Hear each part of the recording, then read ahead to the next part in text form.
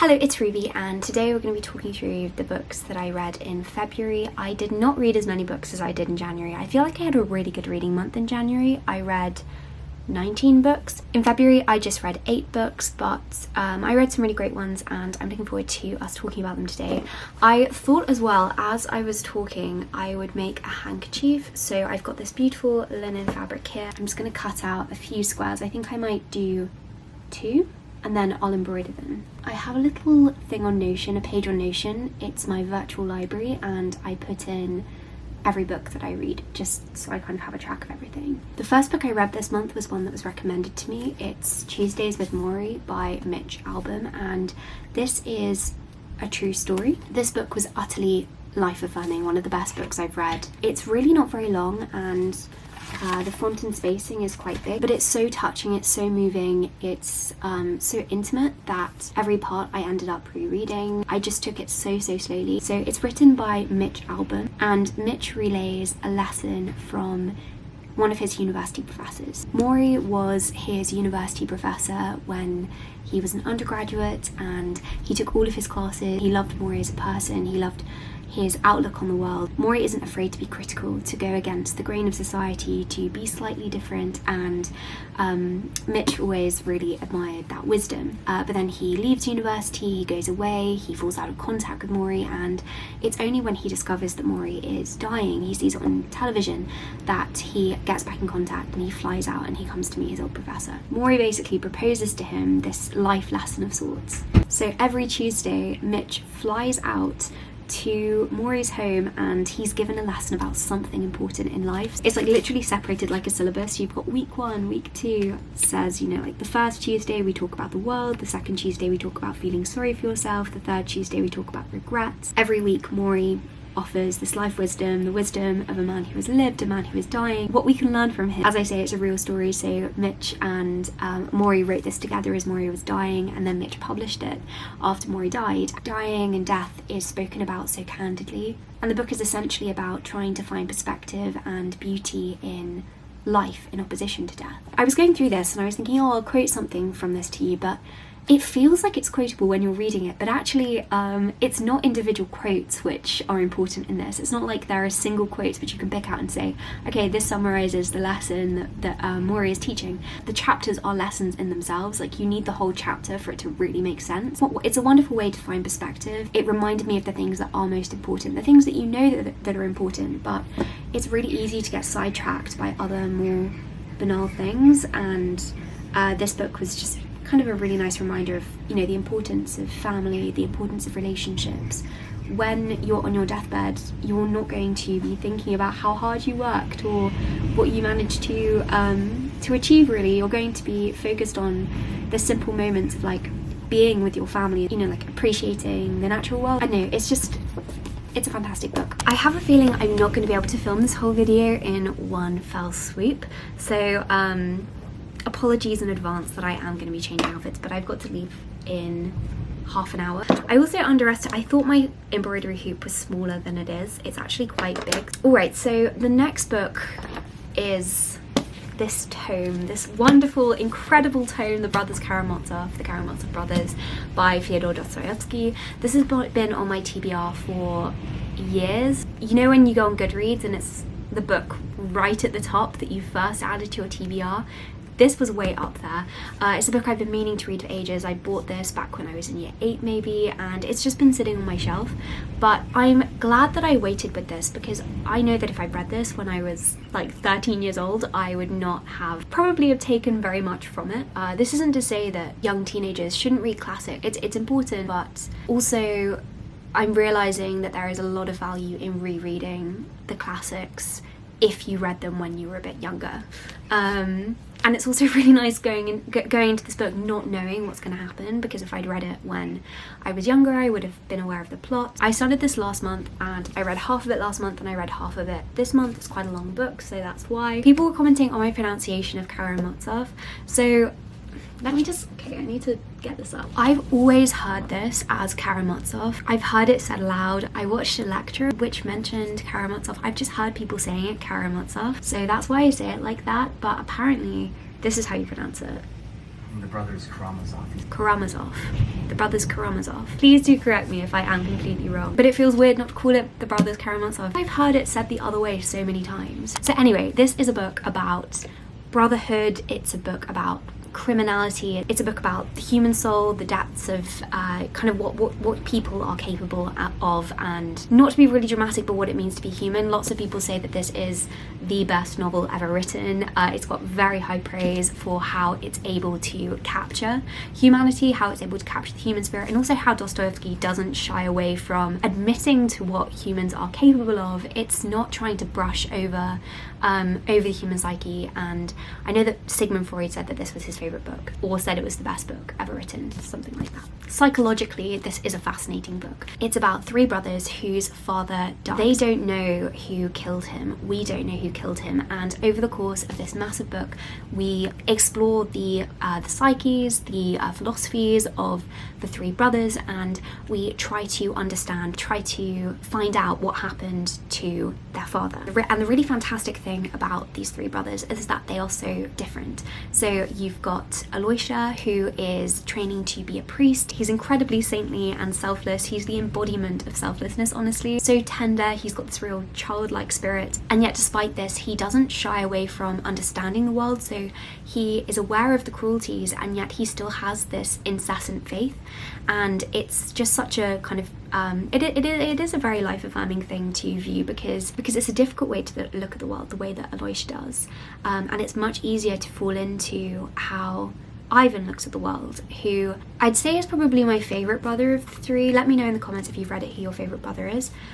Ivan is just, he's an intellectual, he's a philosopher, and his insight into religion, into the world it's like reading a book of philosophy, but a really engaging book of philosophy. Like the book's split into 4 books, and the second book was my favourite. That mainly focuses on Ivan, and he's asking these questions about, you know, how is God implicated in the suffering of the world. He's asking these questions about cruelty and free will. It resembles a Socratic dialogue, the famous dialogues between Plato and Socrates, where philosophical argument, philosophical exploration happens through conversation. So we have these conversations between Aloysia and Ivan, who have very different views of the world. We get both sides of this discussion. The fantastic thing in having that is that we never actually reach a final conclusion about what the answer is, which maybe is the whole point of this. There isn't an answer to things. Things aren't clean cut, they're not simple, and people have very different outlooks, which aren't necessarily wrong. And then the final brother is Dmitri, who is more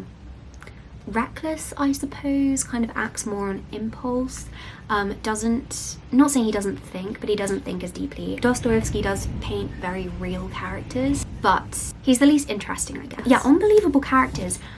The characters in this are just, they're so layered, they're so real, and it's just, I mean, I literally can't get over how incredible the character crafting in this book was. It's a case study in how to like paint real, believable characters, because even for those characters that you like, or I don't know, you pity it, that there is some sense of wrongdoing on their part. They're not good or bad. They're somewhere in between. They're complex. There's no such thing as good and bad in this book. And I mean, even with Ivan, for example, he isn't religious. He is a cynic, and so next to Aloysia, he resembles on the surface level someone who isn't stereotypically good. However, he's so feeling for the world and the cruelty of the world. It's because of his intense empathy that he can't understand how Aloysia looks at the world. So does that make him a bad person? No, of course it doesn't. He's empathetic. It comes from a space of empathy. Fantastic book if you're interested in philosophy. It's the kind of book that makes you feel very intensely, and just in the discussions, which Ivan especially brings up, what the conversations that happen in book 2 especially, it's a book to think about, and it's a book to take very slowly. Excellent book, would highly recommend this. Don't be daunted by the size as I was for so long. Okay, let's go on to the next book, and actually cut out this piece of fabric. I got distracted talking about that. So, the next book I read was The Captain and the Glory by Dave Eggers. So Dave Eggers wrote The Circle. And controversial opinion, the film was not very good. It did not grasp what the book was trying to do. I saw this book, really, really short. Honestly, I thought it was a children's book. I was interested that he'd written a children's book. I don't know, I wouldn't have expected him to write one, but I saw it in the library and I thought, oh, well, I'll give it a go. It was really short. Interestingly, the cover, the writing style, the storyline, it all seems like a children's book. It's actually satire. Children's stories are ones that we're all very familiar with in terms of the form, which means that they work very well for parody and satire. I think after this book I'm gonna have to go as well. So he basically uses this ship as a paradigm of the world as a whole and uses it to criticize modern society and modern politics. So he's talking about the dangers of having just anyone being a world leader, or in this case, a captain. So the ship believes that everyone is equal, and so by extension they believe that anyone should be able to be captain and rule the boat. As a way of proving their philosophy, proving that they believe in equality, they elect this criminal, the most criminal person on the ship, to be their leader. And you have very amusingly, you have like this 12-year-old who's going, I don't think that's a very good idea. I feel like this isn't going to end well. And it absolutely doesn't. Philosophy of equality is incorrectly applied in this circumstance. This criminal is elected as captain, and then you see the whole ship, the adults, floundering as he proceeds to be a really bad captain and just rule the ship really, really poorly. He begins throwing people overboard randomly just to prove his power. The power goes entirely to his head. He thinks because he's the captain, that he is automatically the best person on the ship, so it kind of goes against the whole reasoning of equality, which is why he was elected in the first place. It's a fantastic parody. It is really funny, but it's also extremely offensive and rude, and it just gets worse as the book goes on. And there are some, I know that it's parody, I know that it's satire, but there were some jokes in it when I was thinking that's kind of gone a bit too far. Anyway, I've got some more books to go over in a bit, and I will actually get to embroidering. I've literally just threaded my needle. I haven't even done a design on it. I think I might just do a leaf. So I think I will see you later. It'll probably be dark by that time, but I'll use a lamp. It's much later now, as you can tell, and I'm back from work. I'm just going to quickly draw out the leaf that I'm going to embroider and find a quick tutorial online because I haven't embroidered a leaf for a while. So I read a collection of poetry by Larkin. I definitely didn't go through with enough embroidery thread. This is not gonna bode well, I don't think. The anthology focuses specifically on what it's like to grow old. A bit like Tuesdays with Morrie, starts to answer those questions of what things are really important, the kind of faux pas that society makes us believe are important. We often get hung up on things that aren't actually that important, and Larkin's basically trying to get us to identify what those things are. And I thought I would just actually read you a favourite. This is from a poem called The Old Fools. At death you break up. The bits that were you start speeding away from each other forever with no one to see. It's only oblivion, true, we had it before, but then it was going to end, and was all the time merging with a unique endeavour to bring to bloom the million-petalled flower of being here. Next time you can't pretend there'll be anything else. And these are the first signs, not knowing how, not hearing who, the power of choosing gone. Their looks show that they're for it, ash hair, toad hands, prune face dried into lines. How can they ignore it? I don't think I've drawn the outline of this very well. I also read Lyra's Oxford. So last month I read The Collectors, which is another of the short stories that Philip Pullman has written about the His Dark Materials universe, and I didn't really like The Collectors that much. I liked it for the world building, and I like his writing style, but it wasn't actually that engaging a story, whereas this one actually was. That Lyra finds a demon which is without its person, and if you know His Dark Materials, people cannot be separated from their demons. They have to stay together, and so it's testament to the fact that something is very wrong that this demon appears. The witch, who's kind of part of him, is up in the north and very ill, so he's come down to find Lyra, who apparently will be able to help. The story is basically what happens after that, and there are some excellent descriptions of Oxford here, especially there's this description of the birds at the beginning, and it's exquisite. What is that? That's not a leaf. Next book was The Ballad of Songbirds and Snakes. Okay, so I've wanted to read this for ages. It came out in 2020. I liked The Hunger Games, but I didn't like it so much that I wanted to own a copy. I've literally got into using the library so much recently, but I did enjoy this. I actually enjoyed it more than The Hunger Games. It's not as exciting, but that's not to say that it's not interesting. I find it more interesting because it's exploring the politics behind The Hunger Games, and how it came about, I mean, the idea of having teenagers fighting to the death in an enclosed space and that being televised, I mean, that's incredibly messed up. And so this is just exploring like where that actually came from, and it looks at Jon Snow when he was a boy. He's 17 or 18 while the book takes place, and he's paired with one of the tributes to oversee them. We do see some of what's happening in the arena, but the story isn't about that. It's an external story about Jon Snow and the political pressures that he's facing and just what it's like to live in the capital. The thing I love about this book is the characterization of Jon Snow, because at the beginning you really like him, and you don't want to like him because obviously you know what he's going to do. Later on you know his role in the actual Hunger Games series, but you feel really sorry for him. He's this defenseless-ish 17, 18-year-old boy who's under immense pressure. You really see him as somebody who is human despite the fact that he is flawed. So we actually kind of like him as an individual character, but we grow to hate him, and I absolutely love that as a process of characterization. We see the moral degeneration of Jon Snow. We see him turning into and like following the reasoning that then makes him into the dictator of the Hunger Games. Then the penultimate book that I read is A Void by John Perec. It's such an interesting premise. So I'm really interested in books using form in new and interesting ways. Kind of how the form of the physical book is able to help tell the story, or how postmodernists started to experiment with language and use it in fun, exciting new ways. I just love seeing language being played with, I guess. And that's exactly what this book does. It's exceptional. Basically, it's a whole book which is written without the letter E. It's incredible. The fact that there is not a single word "the" in this book, like, he goes the whole book without saying "the." But I will say that the story itself isn't particularly interesting. However, this is also kind of necessary, a bit like what we were talking about earlier with satire. Taking a familiar format can be useful when the point you're making isn't about the plot, it's about something else. Like, Perec isn't writing this book to tell a story, he's writing this book to show that language can be used in this way. And so it's a very typical whodunit mystery. Let's just say I wouldn't read this book if the letter E had been in it. But I really enjoy the premise of it, and I'm glad that I read it. It's really cool as well, and how if you're not using the letter E, you're going to have to constantly be so aware of synonyms, but also obviously when you use a synonym, you're changing the meaning slightly of the sentence. So how your initial story is led by the language and changed by the language, like, that's so cool. Here is my embroidery at the moment. It's actually kind of been salvaged.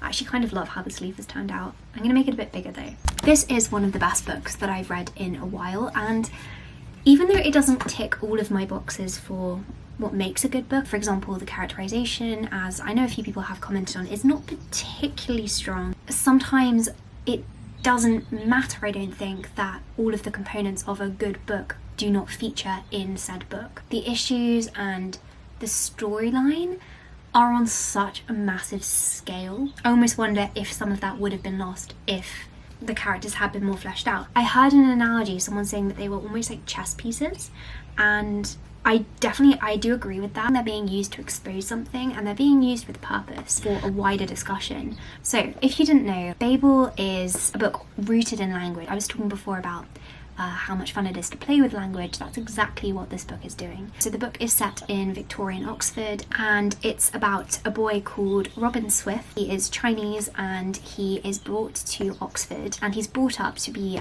a student at the Language Institute, which is housed in Babel, this tower in the middle of Oxford. This is where the translators work, and it's kind of thought to be the heart of Oxford.